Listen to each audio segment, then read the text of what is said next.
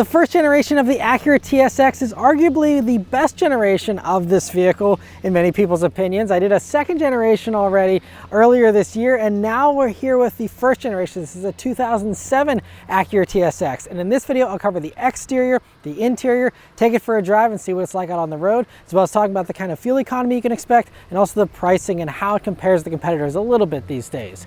So as far as the styling here on the TSX, well, it came out in the 2004 model year. This is the 2007. 2006 is when it actually got a little bit of a refresh. So you got some redesigned bumpers, front and rear, a few other little tweaks. But you know, pretty minor stuff, but you did get a nice little bump in power, 5 horsepower. But the 06s and newer seem to be kind of the sweet spot. This went from 06 to 08 for this revised version here before the new one came. But I always thought these vehicles looked really nice. This one is a little bit in rough shape. This is on the as-is Lot 1 Express that number 1 Cochrane has, and huge thanks to them for allowing me to take this vehicle out for a spin here. One of the last TSXs out there these days. These are very rare these days, and so I'm very happy to have an opportunity to drive it here. But I just think that, you know, these always were really nice with the styling. You had the slender headlights there that have aged very well, you know, as far as just the design of them. And then, you know, going down to the sides, very streamlined look. Had some creases and a little bit of the beginning of Acura's angular age, although not quite as extreme as it got in the following years. And then out back, again, nice and classy and simple with, again, some thin little taillights there, but you know, again, just a design that I think really has aged so well. And I think, you know, when it first came out, it wasn't the craziest styling of the bunch, but I think as, you know, time has gone on and now we're, you know, almost 20 years into this vehicle's design, I think that it is, you know, proven itself to be a really nice design that has aged very well. And you know, a nice and smaller vehicle too. It looked a little more compact than the American Accord that we got. The whole idea of the TSX is that this was basically a European Honda Accord. It was brought over, given the new badges and a slightly nicer interior to kind of spruce it up a little bit. But you know, it just seems a little more lean than the bulkier Accords we've seen, you know, in this generation and even beyond. And so yeah, overall a great look. But let's check out the inside. The interior of the 2007 Acura TSX is obviously, you know, dated, but it's a still really nice interior for the most part. There's a few little things, even in 2007, I think, you know, should have been improved. But anyway, first thing, sitting down in these seats, you have some really nice, soft, plush leather seats, but do have some nice bolstering to them, actually. And they're great. They're heated seats. They're even memory seats here. And by the way, in TSXs in 2007 at least, there was only one option, and that was for a navigation system. Everything else comes standard, so you don't have to worry about finding one with the right packages or anything. It's just, does it have navigation or the manual or automatic transmission? Those are the only two things you can really select aside from color. But so memory heated seats here, which are great. They're perforated, so they breathe a little bit better too. And they're just really nice, comfy seats. I do feel like I'm sitting up slightly higher. That's the only thing. I wish they could get a little lower. So if you're on the taller side, make sure you fit. But other than that, great seats. Moving on to the steering wheel here. It's a really great wheel. It has an awesome 9-3 grip, nice little 10-2 notches. A few buttons here on it, but honestly, they're pretty nicely laid out, and no complaints there either. The gauge cluster here is pretty cool. It's an electroluminescent gauge cluster there, so it's dark whenever you have it off. But, you know, just a very basic display in the middle, but I think the analog dials are nice and attractive, and overall great gauges there. Moving over to the middle here. So since this one does not have the navigation option, which would have occupied this whole middle space, I believe it was a touchscreen. And by the way, if you happen to care about the navigation system in these, there's a $2,000 option back in the day. And apparently for 2006, it got a little faster. I'm sure by modern standards, again, it would still be, you know, borderline unusable, but you know, that was one thing that they heralded back then.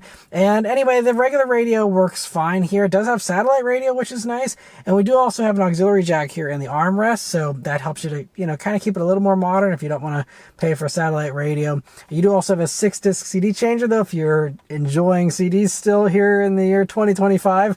Kudos to you. And, you know, you still do have that, and it's a premium sound system, they say, but there was no way to get any kind of stereo upgrade here in these.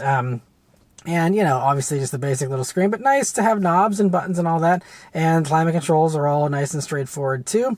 Coming down, you have your first storage bin here, which is actually nice and large and very much appreciated. And then beneath that, you have another little cubby here with a power outlet and something that is not an ashtray. It's felt lined, but just something to hold some other little things in. I like the metal trim here around the shifter area. It's kind of cool. You have your two cup holders with a little cover over them. Great to see a manual e-brake too. And then you have the center armrest. And this center armrest is hard as a rock. And, I'm sure that it's gotten a little bit harder maybe over time or something, but there was never any padding here. It's just really rock hard. Obviously, you can fix that in the aftermarket, I suppose, but I can't imagine that that flew even back in 07. I'm not sure, why that's so uncomfortable. But anyway, when you open it up here, you'll see that you have a nice deep cubby here in the bottom portion with a power outlet and that auxiliary jack I mentioned. And then the top part here, you have a little coin holder and another little spot, which in modern times would be nice for a phone and things like that. And, that's pretty much it. You have little pockets in the doors here. And, everything else, all the elbow points here for the doors feels nice at least. So at least one of your elbows will be comfortable. But, still just a nice interior. Now moving on to the back seat here in the TSX, it's a little tight, especially by modern standards. There's even subcompact sedans, I think, that have a little bit more space these days. But, I'm 5'9", be sitting behind myself. I have about an inch of legroom to spare there. But, it's usable as long as the front seat passengers aren't too tall. And then you also have a decent amount of headroom there as well.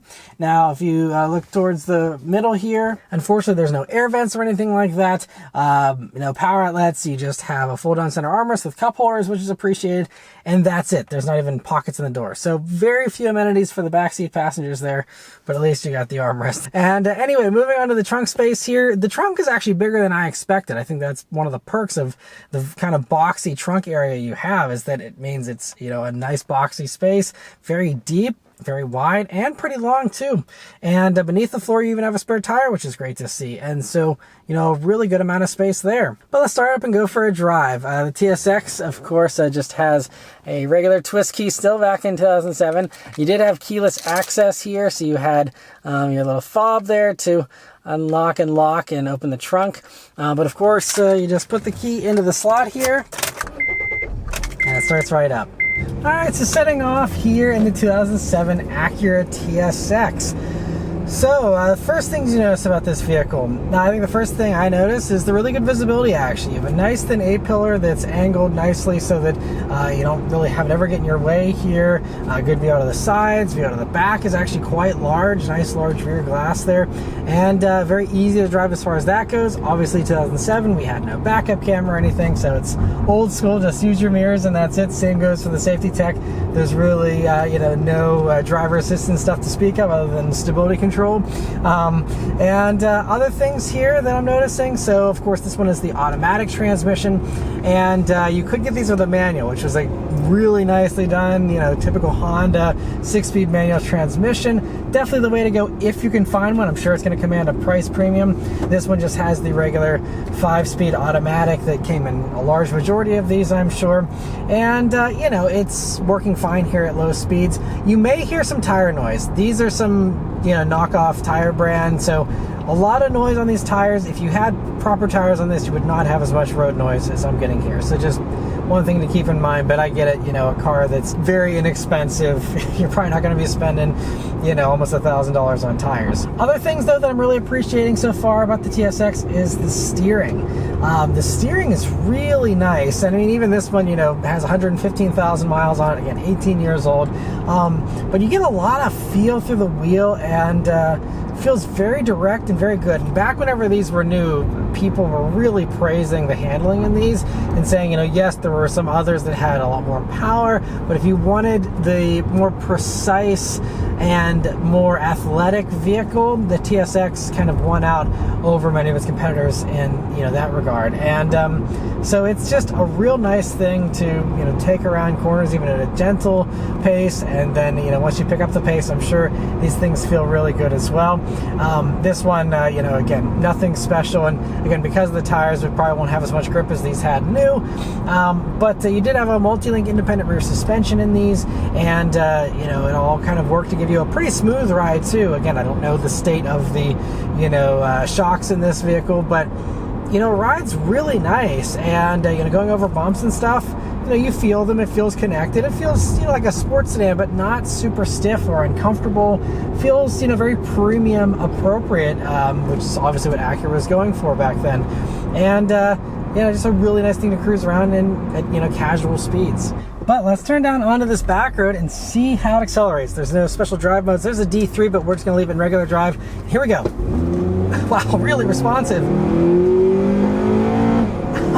Get that VTEC that kicked in there. I believe it kicked in around 6,000 RPM, and this thing makes peak power at 6,800 RPM. So really, you know, wants to be wrung out, but it revved up nice and quickly to that. So we have a 2.4 liter naturally aspirated 4-cylinder engine here. You know, we saw in many other Honda products, and it does 205 horsepower in this application, 164 pound-feet of torque, and 0 to 60 for these back then was actually only about, I think, 7.2 seconds, because these were pretty light, weighing about 3,345 pounds.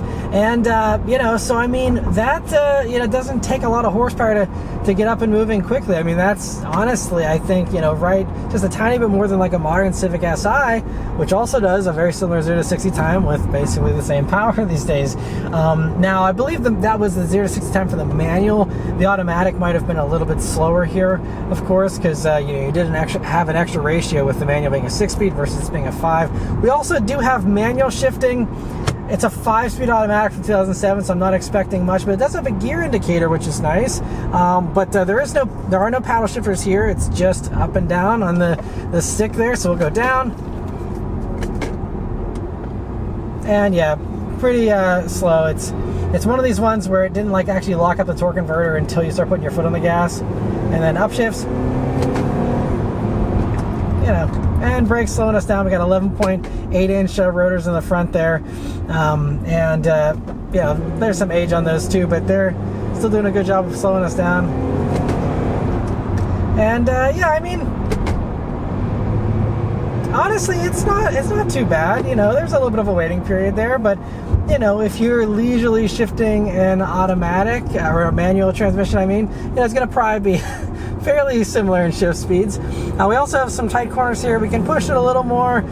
Nothing, you know, too fast or anything, but just to try and flex this suspension a little bit here. That's pretty good. Yeah, I mean, I'm just, again, I think really taken aback by just how light it is, how, you know, direct and simple everything feels, especially by, you know, modern standards.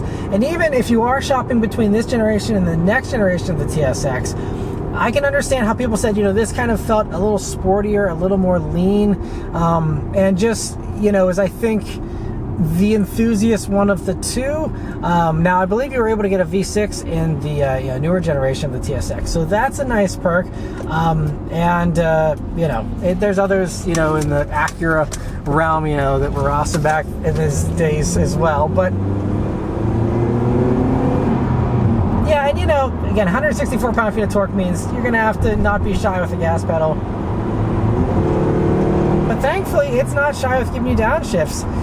It's eager. It, you know, gives you the power you're looking for there, and yeah, it's really nice. And honestly, more agile and responsive than I thought. I honestly thought this powertrain was gonna feel, you know, kind of slow and lethargic, but it doesn't. It feels really nice and tight, really nice and sharp, and you know, and I've really enjoyed this powertrain, even in stuff like I not too long ago reviewed an Acura ILX, which has you know, the same kind of powertrain, although that was hooked up to a dual clutch.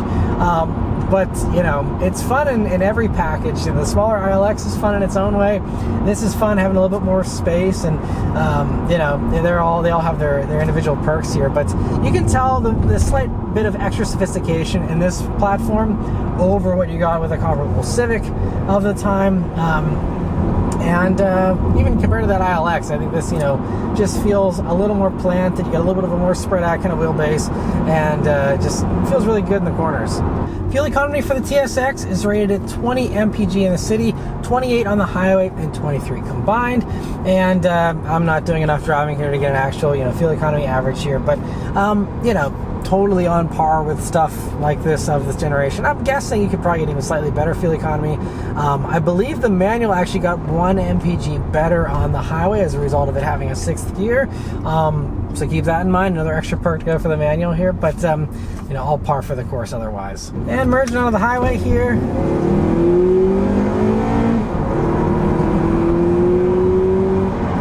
Yeah, it's a good amount of power.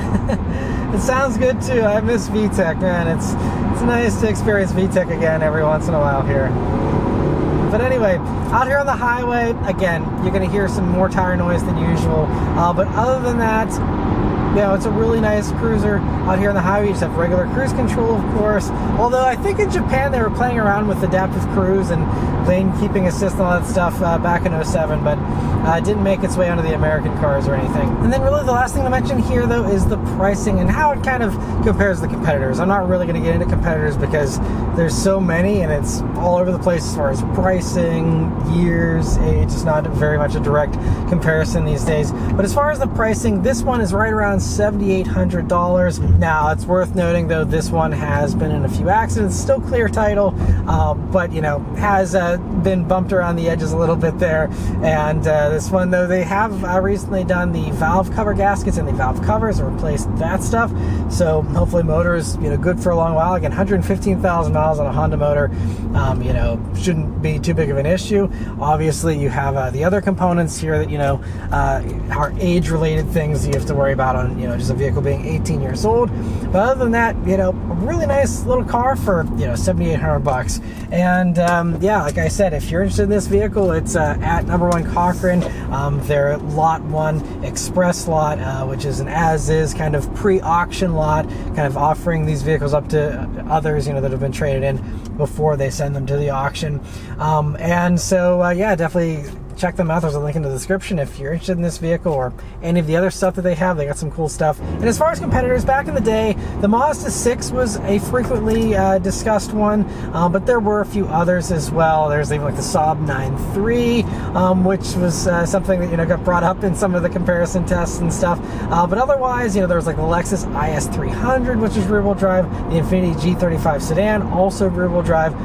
So there were some others that you could argue had some more legitimate credentials as far as being sports sedans, but again, it all comes down to, these days it's hard to find any of them in good condition, so it comes down to what you can find, the price that it's at, and all of that. And there's of course newer stuff. There's all kinds of different things you can get around $7,800. If you want sports cars, you can get Pontiac Solstices and things like that these days for the same money. All kinds of options. So again, not really worth getting into there a whole lot, but huge thanks once again to number 1 Cochrane for providing this vehicle to review for you guys today. Let me know your thoughts on the 2007 Acura TSX in the comments below. Thank you all very much for watching. Please leave a like and subscribe to keep these videos coming, and I'll see you guys in the next one. Take care.